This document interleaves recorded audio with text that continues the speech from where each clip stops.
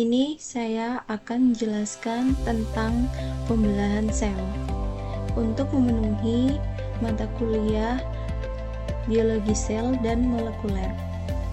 Pembelahan sel yaitu proses di mana satu sel induk membelah menjadi dua atau lebih sel anak. Nah, tujuannya itu untuk pertumbuhan, mengganti sel yang rusak, atau regenerasi, dan untuk perkembangbiakan. Yang pertama adalah amitosis, yaitu pembelahan sel yang terjadi secara langsung tanpa melalui tahapan-tahapan yang rumit. Nah, proses ini biasanya terjadi pada organisme prokaryotik seperti bakteri. Tahapannya dimulai dari replikasi DNA, yang dimana materi genetik digandakan. Nah, kemudian sel akan memanjang, terjadi pelekukan membran, dan akhirnya sitoplasma terbagi menjadi dua sel anak yang identik dengan induknya. Yang selanjutnya yaitu siklus sel atau tahap persiapan. Siklus sel atau interfase sebelum memasuki ke pembelahan inti, terdapat tahapan persiapan yang disebut interfase. Nah, ini adalah fase terlama dalam siklus sel karena di sini sel aktif mempersiapkan diri.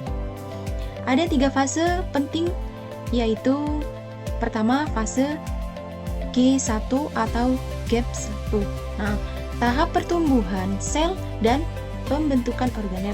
Nah, yang kedua yaitu fase S atau sintesis, yaitu tahap penggandaan atau replikasi DNA agar sel anak punya materi genetik yang cukup. Yang ketiga yaitu fase G2 atau GAP2. Nah, pada tahap ini yaitu tahap akhir pengecekan dan persiapan protein sebelum sel benar-benar membelah. Yang selanjutnya yaitu mitosis. Nah, mitosis ini adalah pembelahan sel yang menghasilkan dua sel anak yang sifatnya genetik sama persis dengan sel induk atau bersifat diploid atau 2N. Nah, mitosis ini terdiri dari 4 tahap utama, yaitu PMAT. PMAT itu apa? PMAT adalah profase, metafase, anafase, dan telofase. Yang pertama, profase, yaitu kromatin memadat menjadi kromosom dan membran inti mulai menghilang. Yang kedua, metafase, yaitu kromosom berbaris sangat rapi di bidang ekuator atau bidang di bagian tengah sel.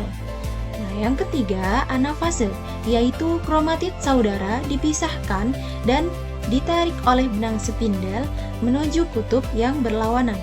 Dan yang terakhir yaitu telofase, yang dimana membran inti terbentuk kembali dan diakhiri dengan sitokinesis atau pembelahan sitoplasma menjadi dua sel individu baru.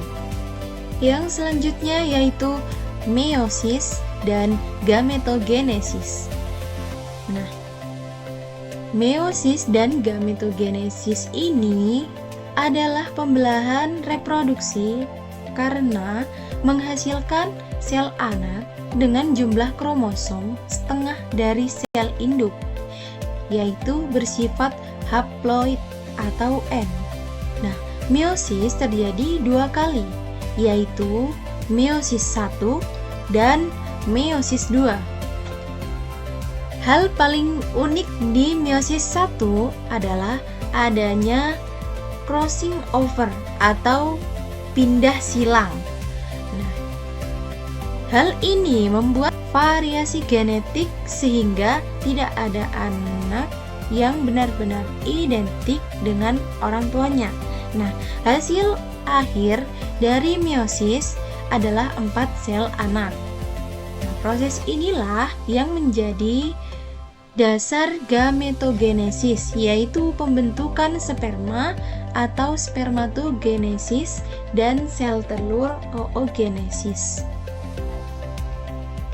Nah, jadi pembelahan sel adalah kunci dari kehidupan dan keberagaman makhluk hidup. Nah, Itulah tadi penjelasan mengenai tentang pembelahan sel. Mohon maaf apabila terdapat kesalahan dalam penyampaian materi. Sekian dari saya. Wassalamualaikum warahmatullahi wabarakatuh.